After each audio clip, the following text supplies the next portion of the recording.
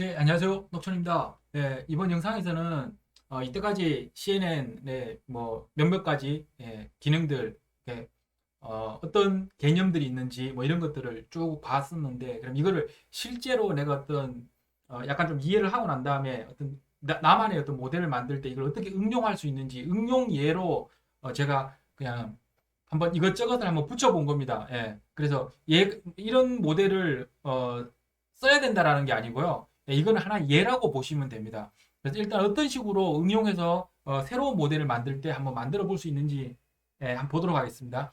예, 이 앞쪽은 똑같습니다. 예, 뭐 라이브를 가져오는 거니까. 그 다음에 똑같이 C10의 데이터를 가지고 썼고요. 뭐 달라진 건 없습니다. 가지고 썼고 그 다음에 프리 프로세싱을 앞쪽에서 제가 설명드렸던 것 같이 노멀라이제이션이랑 지금 여기 보면 카테고리컬 유틸의 카테고리컬 써서 원핫 인코딩 시켜준 거는 똑같은데 여기 앞쪽에서 제가 바로 앞 전 동영상에서 말씀드렸던 데이터 오그멘테이션 있잖아요. 예, 그거 쓰기 위해서 이미지 데이터 제너레이터라는 걸 썼고요. 그래서 얘 또 보면 위스나 헤이트 쪽으로 얘는 조금 좀 이렇게 심하게 좀 좁았죠. 0.3%면 원래 100픽셀이면 약 한 30픽셀 정도가 오른쪽 왼쪽으로 막 이동을 할 수 있는 겁니다. 그래서 그렇게 되는 이미지 만들고 그 다음에 똑같이 플립 가능하게 했고 그 다음에 로테이션 가능하게 했고 로테이션도 한 20도 정도까지 움직일 수 있게 했고 그 다음에 shear이라고 해서 이렇게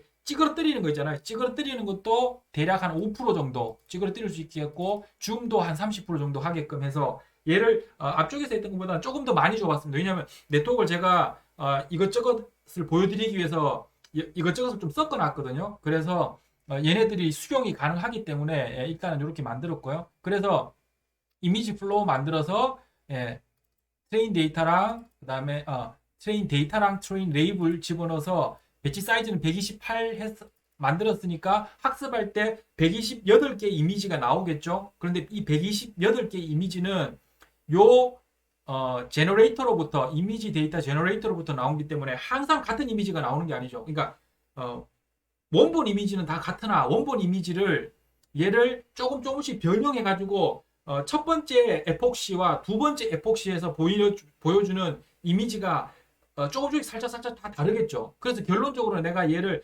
만약에 10번을 돌렸다 그러면 10번 다 다른 이미지가 학습용으로 제공되는 거라고 이해를 하시면 되겠죠. 그죠? 그래서 데이터가 좀 더 많아지는 겁니다. 그래서 그런 용도로 이미지 데이터 제너레이터 사용했고요.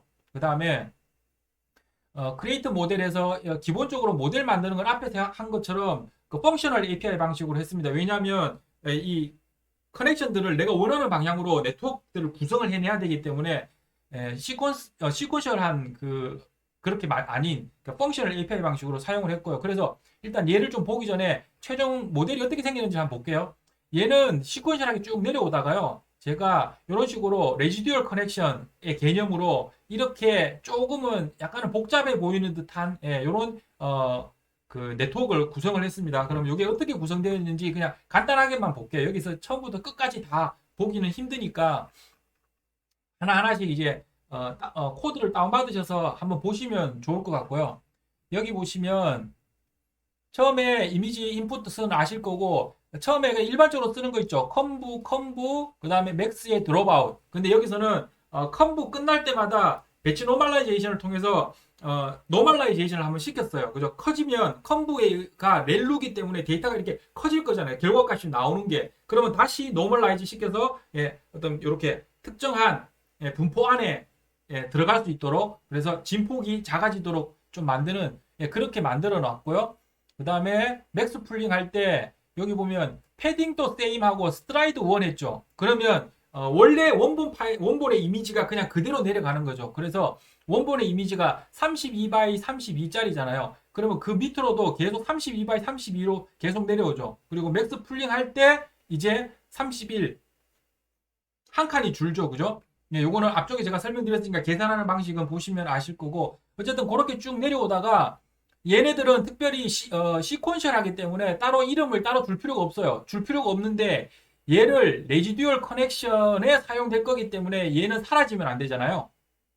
이런 식으로 B2 다음에 B2를 이렇게 덮어쓰기 해버리면 이 위쪽에 있는 B2는 사라지잖아요. 이 밑에서 프로그램에서 B2라고 하면 여기서부터 여기까지 다 붙어 있는 요게 B2가 되는 거니까. 그래서 얘는 조금 이제 이건 제 나름대로의 노테이션이긴 한데요. 제가 이게 네트워크 이렇게 복잡해지면 이름이 헷갈립니다. 그래서 이게 일단 모델이고 얘네들을 보통 블락이라고 해서 CNN 같은 어떤 특정한 블락에 또 블락을 붙이고 뭐 이런 약간의 어떤 뭉치, 예, 번치처럼 이렇게 개념으로 많이 사용을 하거든요. 그래서 그런 개념에서 첫 번째 블락, 두 번째 블락, 세 번째 블락이야 이렇게 하고 요 이름을 제가 여기 이름에다가 적어놨어요. 이렇게 그죠? 이번에는 여기 적어놨죠. 좀 복잡하기 때문에 예, 요걸 적어놓으면 나중에 여기 보시면 인풋 다음에 블락 1의 컨볼루션, 블락 1의 노멀라이제이션, 블락 1의 컨볼루션, 블락 2의 배치 노멀라이제이션, 그죠? 노멀라이제이션 이런 식으로 이름이 딱 붙으면 내가 어떤 것이랑 이게 지금 어떤 영역이구나를 바로 알아차릴 수 있거든요. 그래서 코딩하고 요 그림하고 이렇게 비교해가면 내가 어디를 잘못 만들었는지 아니면 또 어떤 네트워크를 만들어서 지금 결과물이 이렇게 나오는지 뭐 이런 것들을 생각하기가 좀 편해요. 그래서 이름하고 다 적어줬습니다. 이번에는. 그리고 일반적으로는 이렇게 작성을 합니다. 실제 모델을 만들 때는. 그래서 B3까지 만들었고, 근데 여기서는 B3 풀이라는 걸 만들었고, 이름이 B3 풀로 만들었죠. 그리고 요 B3 풀을 보시면 여기에서 사용하고 있어요. 앞쪽에서 제가 앞쪽 영상에 설명드렸던 것처럼 add라는 기능이 있잖아요. 그래서 add를 통해서 add가 먼저 설명했으니까 자, 요 연결 라인만 한번 볼게요.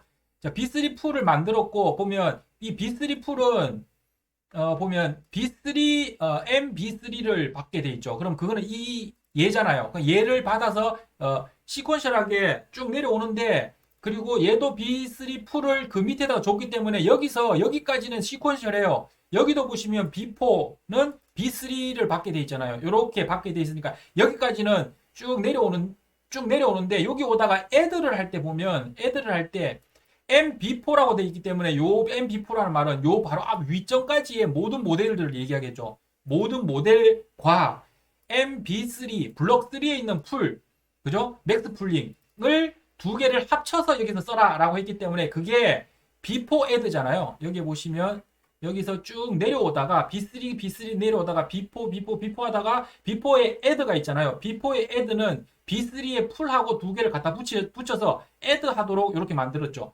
레지듀얼 커넥션의 개념을 가지고 이렇게 만들었고요. 그런 식으로 요 뒤쪽에다 다 내린 거고요. 자, 요게 뭐냐 하면 요거는 이제 앞쪽에 제가 설명드리진 않았고 요건 나중에 한번 나오면 따로 한번 영상을 따로 한번 만들까 생각하는데 요게 그 구글에서 만들었던 그러니까 인셉션이라는 개념을 조금 그냥 가져다 가면 써본 겁니다. 근데 인셉션의 개념하고 똑같지는 않고요. 인셉션이 그러니까 이런 식입니다. 네트워크가 내려왔을 때 컨볼루션을 하는데 우리가 일반적으로 컨볼루션을 하게 되면 여기는 여기 요 드랍아웃은 B4 위쪽인데 요 그림이 이건 자동으로 그려주는 거기 때문에 이렇게 됐어요. B 5번, 6번, 7번 이런 식으로 세 개의 컨볼루션을 나누어서 따로 계산을 하고 그 계산된 것들을 이렇게 합쳐서 또 이렇게 내려오고 자 이렇게 하는데 그럼 B4, B6 그 다음에 B7 이렇게 한번 볼게요. B5죠. B5, B6, B7은 다들 처음에 시작이 여기서 시작하죠.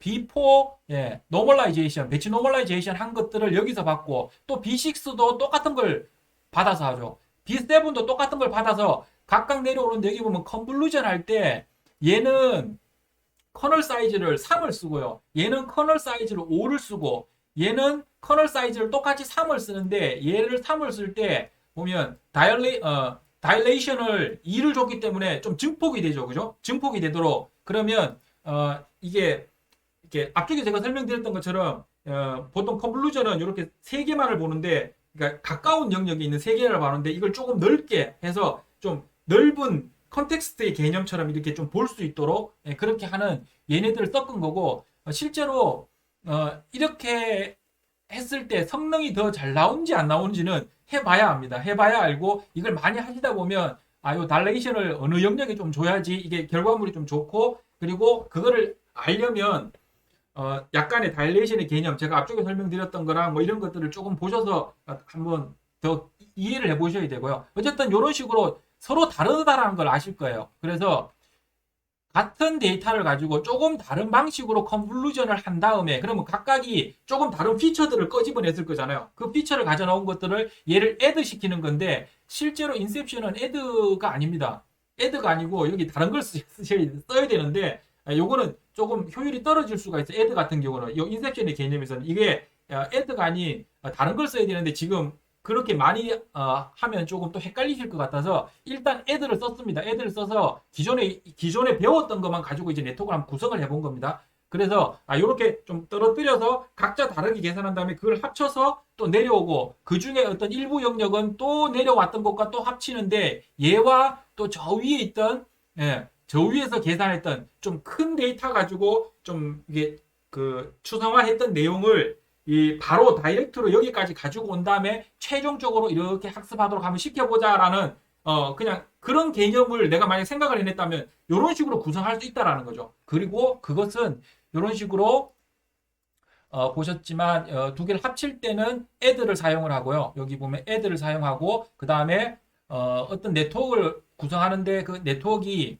어떤 특정하게 이렇게 시퀀셜하게 내려오는 게 아니고 얘도 시작점은 before normalization이고 이 블록도 시작점은 before normalization이고 얘도 이렇게 그렇게 만들어져서 이렇게 네트워크를 구성할 수 있다. 이렇게 만들어서 좀 더 다양하게 내가 원하는 대로 내가 생각하는 대로 만든 다음에 요거 가지고 한번 학습을 해서 이게 얼마나 성능이 나오는지 잘 나오는지 이런 것들을 해볼 수가 있다라는 거고요.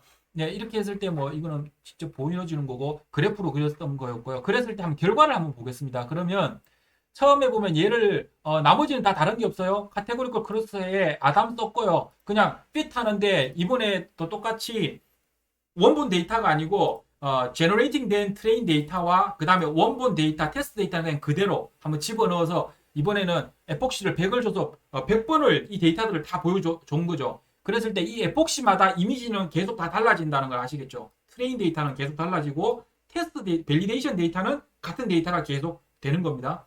그럼 요게 딱 이해가 되면 그 다음에 이 데이터들 한번 보시면 일단 그래프부터 한번 볼까요? 그래프를 한번 보시면 이 보면 에큐러시는 보면 이렇게 비슷하게 가는데 밸리데이션 여기 로스 값이 어느 순간부터 약간 오버핏의 느낌처럼 가는데 이거는 사실 오버핏이라고 보기는 좀 힘들어요. 왜냐하면 얘가 데이터가 일단 다르잖아요. 이 로스 값을 구하는 데이터는 매번 바뀝니다. 이 끝까지 계속 바뀌고 있는 중이고요. 얘는 같은 데이터잖아요. 그래서 이 데이터가 사실 이쪽에서 학습한 것이 이쪽에서 좀 덜 그러니까 덜 이렇게 핏돼 가지고 그러니까 학습이 좀 덜 되어 가지고 이렇게 되었다고 볼 수 있는데 어떻게 보면 오버핏이라고 볼 수도 있습니다. 근데 이렇게 했을 때 실세계의 데이터를 넣었을 때 오버핏이 됐을 때는 완전 엉망으로 결과가 나오거든요. 이런 식으로 나왔을 때는 그렇게 결과가 엉망이지 않습니다. 왜냐하면 이 데이터 자체가 매번 똑같은 데이터 가지고 학습을 안 했기 때문에 이 정도는 나오면은 뭐 굳이 아주 엉망으로 나오지는 않는데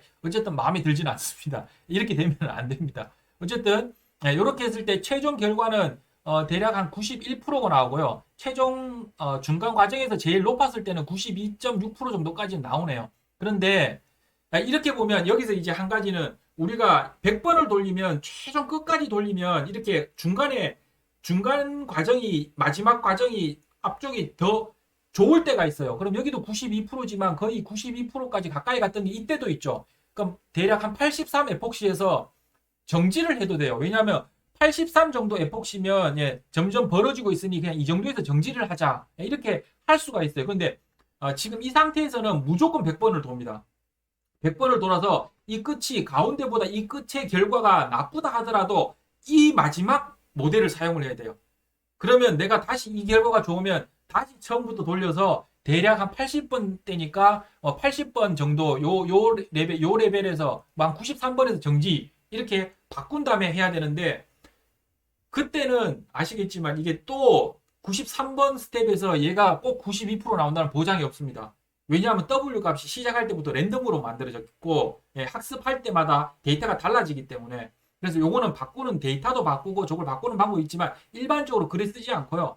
어느 순간이 돼서 학습을 쭉 하다 어느 순간 어떤 조건이 되면 내가 100번의 에폭시를 넣었더라도 이 뒤로는 학습하지 마라고 할 수가 있어요. 프로그램적으로. 그렇게 할 수 있는데 그거는 좀 뒤쪽에서 다른 영상에서 제가 한번 만들 거고요. 그때 한번 보시면 될 거고 이 정도로 학습이 됐다는 거 아시겠고 그래프도 뭐 이 정도 그러면 데이터도 실제로는 제가 좀 만약에 바꾼다면 얘를 너무 좀 편차를 많이 줬으니까 얘를 0.2라든지 그죠? 요것도 한 10도만 돌리고 얘는 뭐 그대로 쓰거나 아니면 아예 없애거나 또는 줌은 한 30 정도 해도 될 것 같아요. 왜냐면 제가 데이터를 봤을 때는 약간 이렇게 확대된 이미지들이 있어야 될 것 같거든요. 뭐 얘도 뭐 만약에 한번 테스트 해보고 싶다면 0.2로 바꾼 다음에 테스트 한다든지 그리고 이 네트워크도 모양을 조금 바꾸고 아니면 필요한 게 있으면 더 넣거나 더 길게 하거나 폭을 넓게 하거나 아니면 여기 각각 하이퍼 파라미터라 그러죠. 요 안에 들어갔던 요런 커널의 개수라든지 요런 필터의 개수 요런 것들을 한번 바꿔보시면서 조금씩 해서 올라가는 거예요. 그러니까 프로테이지를 올리는 게 이게 그러니까 모델 학습에서 하는 일이라고 보시면 되고요. 자, 그러면 이랬을 때 프리딕션 된 결과를 한번 보면요. 프리딕션 했을 때 여기 보면 대략 이렇게 되어 있어요. 요거는 제가 앞쪽에서 한번 만들었었죠. 그래서 이거 확인하는 거는 보시면 되고 여기에 보면 레이블의 에어플레인 얘가 비행기인데 정답은 에어플레인이라고 얘기를 하고 있고요. 그 다음에 deer 이게 사슴이죠. 여기 살짝 뿔이 보이고 그 사슴인데 프리딕션한 결과 모델이 또 deer라고 했으니까 맞았고요. 그런데 얘는 트럭인데 트럭이라고 그랬으니까 맞았어요. 그런데 에라를 앞쪽에 제가 동영상에 설명드린 것처럼 이런 식으로 돌려서 에라 난 것들만 쭉 뽑을 수 있잖아요. 뽑았을 때 총 오류가 841개가 났어요. 만 개의 데이터 중에서 841개가 오류가 났고 그 중에 32번 앞쪽만 잠깐 볼게요. 32번이랑 37번이 잘못됐다 그러는데 32번은 어떤 그림인데 잘못됐는지 한번 볼게요. 32번은 자 요게 deer 그러니까 요게 좀 멀리 있죠. 멀리 있는데 얘가 지금 그러니까 사슴이잖아요. 사슴인데 프리딕션한 결과는 요게 캣이라 그랬어요. 그죠? 야, 요거는 맞추기 좀 힘들겠죠? 그죠? 근데, 또 보면 32번, 37번이 또 잘못됐다고 얘기를 하네요. 잘못 맞춘 게 37번인데, 37번, 요게, 오토모바일인데, 얘를 트럭이라고 얘기했네요. 그죠? 옛날 자동차네. 옛날 자동차라, 요게 트럭처럼 보였는데, 요런 종류의 데이터가 좀 많이 있었으면 학습이 좀 더 되겠죠. 그냥 실세계에서는, 요런 것들이 안 된다 그러면, 저런 종류의 또 다른 이게 약간 꺾거나 뭐 이렇게 앞쪽에서 데이터 오그멘테이션만으로 만사 형통이 아닙니다. 그래서 저런 종류의 모델들을 조금 더 찾아서 학습하는데 더 집어넣어 준다든지 이런 식으로 하면 이것들도 찾을 확률이 높죠. 모델을 많이 안 고치더라도. 그래서 데이터도 정말 중요하다. 그러니까 보통은 모델에만 막 목을 매는데요. 모델뿐만 아니라 그러니까 모델 50, 데이터 50 정도의 비율로 이 가중치를 두고 두 개 다 계속 생각하면서 모델을 만들어야 된다. 그래서 뭐 이렇게 확인해 보면 되고, 전체적으로는 이런 식으로 모델을 만들어서, 그러니까 내가 원하는 네트워크를 만들어서 테스트를 하고 데이터도 거기에 맞춰서 넣어보고 좀 아니면 조금씩 바꿔보고, 근데 바꿔보는 걸 그냥 무작위로 막 바꾸는 건 아니고요. 앞에 제가 설명드렸던 그런 개념을 가지고 약간씩 이렇게 수정하면서 그래서 자꾸 돌려보면서 실제로 얘가 하나하나씩 에폭시가 돌아갈 때마다 이 프로테이지들이 에큐러시랑 밸리데이션 에큐러시, 로스랑 밸리데이션 로스가 어떻게 바뀌는지를 이렇게 자세히 쳐다보면서 내가 만든 모델, 내가 만들었던 개념들을 계속 생각하다 보면 어떤 이게 감이 조금 옵니다. 그래서 걔네들 가지고 조금 이제 모델에 대한 경험이 생기면 이제 조금씩 내가 원하는 방향으로 그렸을 때